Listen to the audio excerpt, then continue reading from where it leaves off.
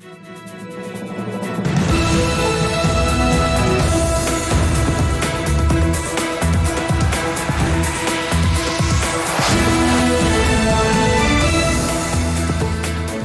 good evening. This is TV7 Israel News broadcast to you from Jerusalem, and in today's top stories. Terror plagued Jerusalem over the weekend, injuring 8 Israeli civilians, including 2 in critical condition. Israeli Defense Minister Benny Gantz highlights Israel's unyielding resolve to maintain its freedom of action in all areas vis-a-vis the Islamic Republic of Iran. Multiple targets were struck over the weekend in Syria in separate deadly attacks which the Damascus regime claimed the Israeli Air Force holds responsibility for.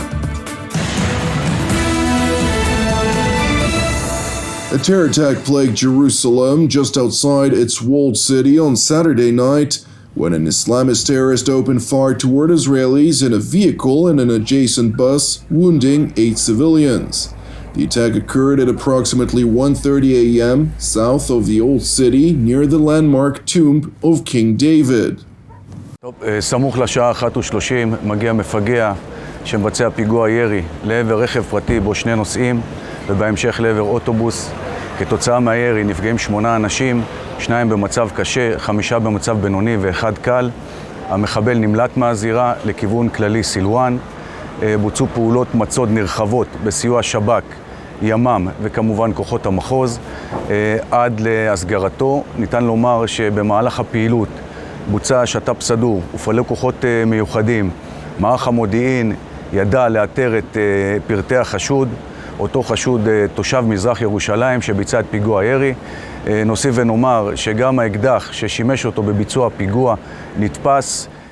It is important to know that one of the 2 critically injured was a pregnant woman who sustained gun wounds to her abdomen.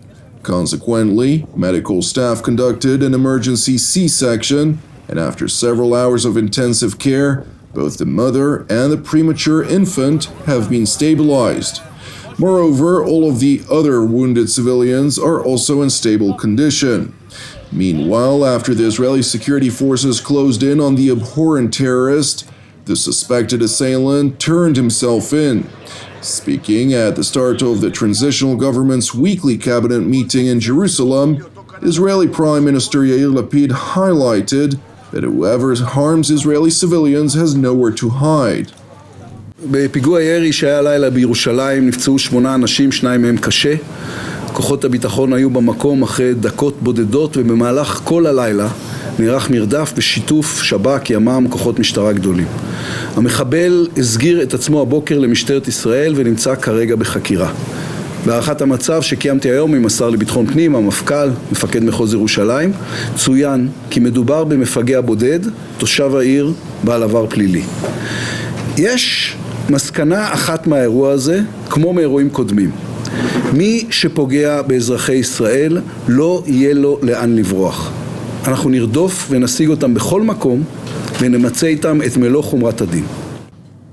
Premier Lapid went on to assert, however, that while the act of terror may lead to copycat attacks, police forces have ratcheted up their preparedness to ensure that holiday events will commence in the city with a maximum sense of security. שוחחתי הבוקר עם ראש עיריית ירושלים, הוא ממשיך להכין את העיר לאירועי החג. ירושלים תוססת ומלאת תיירים, וכך נמשיך לשמור עליה. מרחב ירושלים תוגבר החל מהלילה באופן משמעותי כדי למנוע פיגועי חקיינות, אבל אני רוצה להדגיש, ירושלים בירת ישראל בטוחה, פתוחה, חזקה, מסבירת פנים לתיירים ולתושבים כאחד.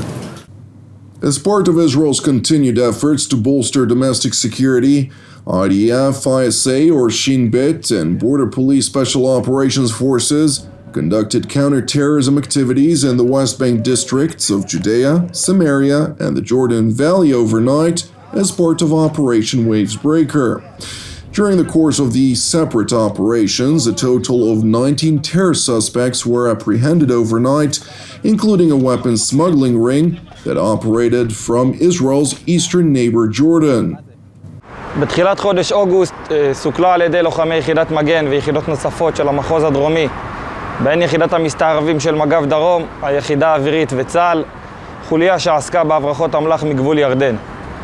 בפעילות נעצרו לאחר מרדף ארוך 3 חשודים שברשותם נתפסו 9 אקדחים מסוגים שונים שהוברחו להם זמן קצר לפני כן על ידי מבריח ירדני בגדר הגבול. Separately, in the village of Akeb, east of Jerusalem, Border Police special operators from the undercover Yamas unit entered a house for the purpose of conducting a search of the belongings of a suspected arms smuggler. During the operation, an altercation was reported with residents of the house, during which the suspect reportedly drew a knife and rushed towards the Israeli troops who responded with live fire, neutralizing the assailant. No injuries were reported among the Israeli forces. Meanwhile, Israeli Defense Minister Benny Gantz hosted his Cypriot counterpart Charlambos Petrides on Thursday of last week, during which the two top defense ministers held a string of meetings on ways to deepen security cooperation between Cyprus and Israel.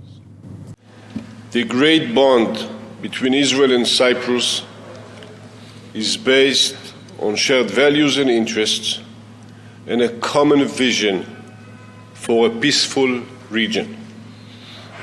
This translates to many areas of defense cooperation, including strategic dialogue, industrial projects, and military activities. From personal meetings that we have held between us to the excellent military exercise held in Cyprus in June and the working groups held by our policy leaders, defense cooperation strengthened the readiness of each country to face developing challenges. We also value the trilateral framework with Greece. It is an asset to force build-up of the individual countries as well as to wider regional security. Jerusalem's top defense official further updated his Cypriot counterpart on the conclusions of Operation Breaking Dawn and seized also the opportunity to underscore the Iranian connection, since the Palestinian Islamic Jihad is an Iranian proxy that is fully funded, trained, and equipped by the Ayatollah regime in Tehran. I would like to stop and emphasize that the Iranian Ayatollahs are involved in this front. Islamic Jihad in Gaza is a violent Iranian proxy. Their leadership visits Iran and meets Iranian leaders frequently. Islamic Jihad has an open tab in Iran. Iran provides Islamic Jihad in Gaza with tens of millions of dollars per year. Iran, via IRGC, transfers know-how and attempts to smuggle materials to Gaza, which are then used to build weapons aimed at civilians. Minister Gantz further stressed that while quiet has been forcefully restored to Israel's southern border, Jerusalem maintains its freedom of action in all arenas as the Islamic Republic of Iran continues to spout terror and instability throughout the region and beyond. While quiet in the area was restored, we cannot rest. On the operational level, the State of Israel will maintain its freedom of action in all arenas. As I have said in the past, our eyes and targets focused on anyone who threatened the security of our citizens from Khan Yunis to Tehran. On the strategic level, Israel will continue to work with our partners in facing Iranian aggression, which harms the security and stability everywhere, from the Israel-Gaza border to the Mediterranean Sea to the Gulf and beyond. A day after Defense Minister Gantz made these remarks, Israeli tanks on the border with Syria reportedly opened fire toward an observation post, which is believed to be operated by the Lebanese Iranian proxy Hezbollah in the vicinity of El Hamidiyah village, which is situated near the armistice line with Israel in the northern outskirts of the town of Quneitra. And while Syrian medical authorities claim that 2 civilians were injured, attributing blame to Israel, the IDF spokesperson's unit did not confirm or deny its alleged responsibility. Separately, last night at approximately 8:50 p.m., unknown aircraft launched a number of missile salvos toward the outskirts of the Syrian city of Tartus, and in tandem, 2 highly accurate projectiles struck a military installation in Rif Dimashq.